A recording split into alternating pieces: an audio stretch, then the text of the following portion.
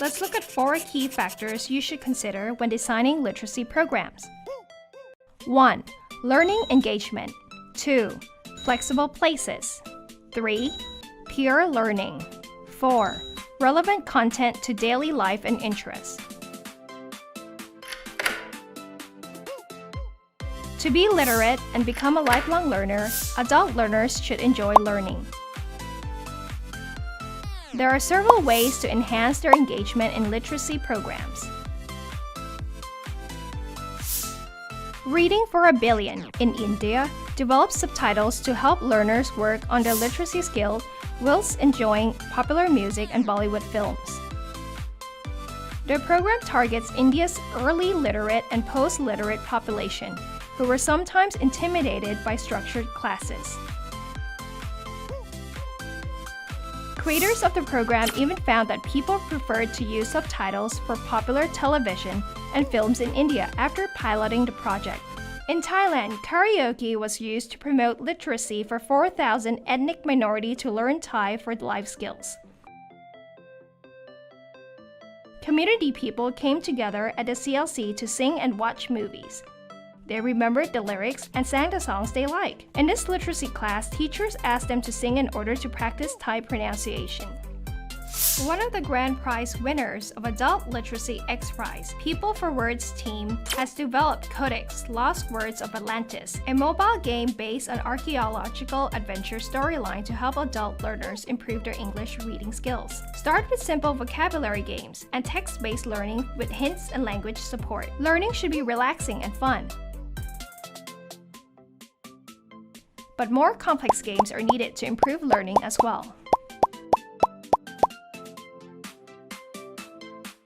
Because not all learners can physically attend classes every day, El Maestro and CASA's innovative approach make use of online technology and radio to help learners master literacy in the comfort of their own home.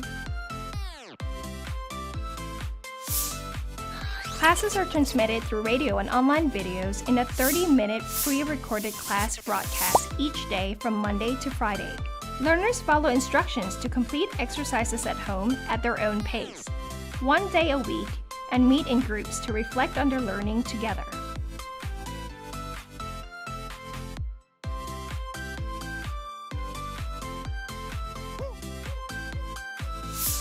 After learners complete their exams, the program even links with formal education, allowing them to transition their learning to physical centers or local colleges.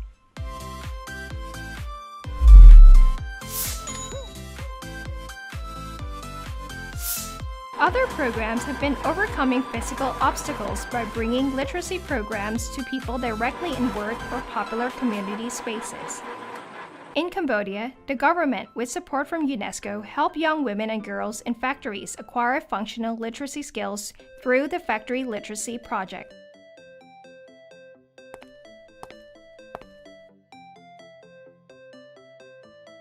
Classes took place in factory spaces for 50 minutes each day and employed factory workers with high-level literacy skills as teachers to their peers. Classes used a variety of approaches, including role plays, a Khmer literacy app, and discussions.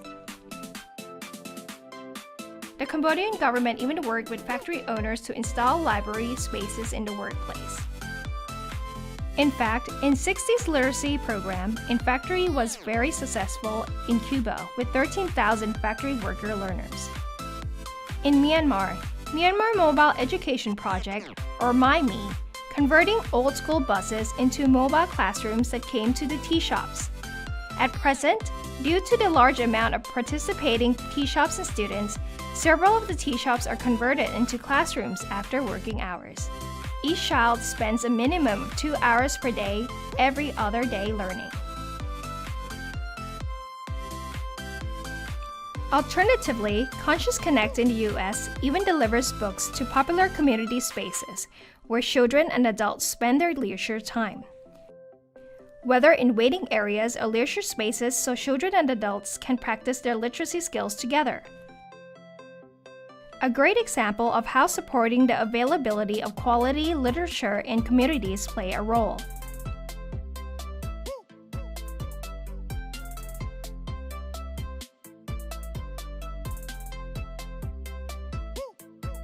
Literacy programs become more efficient through collaborative learning and connections with other learners. Any adult learner can be a teacher. They can rotate to teach each other, as the most effective learning approach is through teaching. In Pakistan, the mobile literacy program allowed adult female learners to be connected via mobile phones. They continuously communicated through reading and writing messages. Because of regular and habitual communication, their literacy has been increased and less than 5% dropped out. Their security was also increased because they were always connected via mobile phones.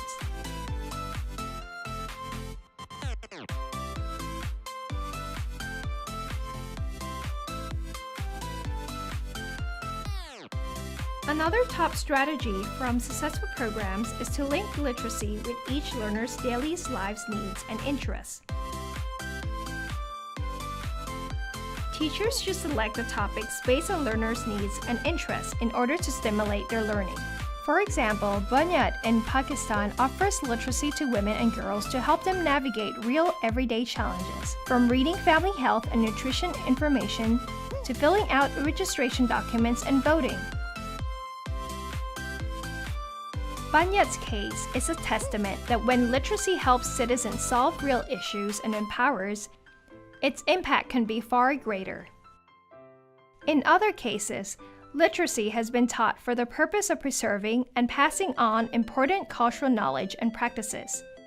For example, the Ishirawa language program was created to help Ishirawa people revitalize and preserve their unique cultural identity under threat in Indonesia and Papua New Guinea. A committee was formed, made up of Ishirawa community leaders who coordinated program activities at a grassroots level to establish bilingual libraries.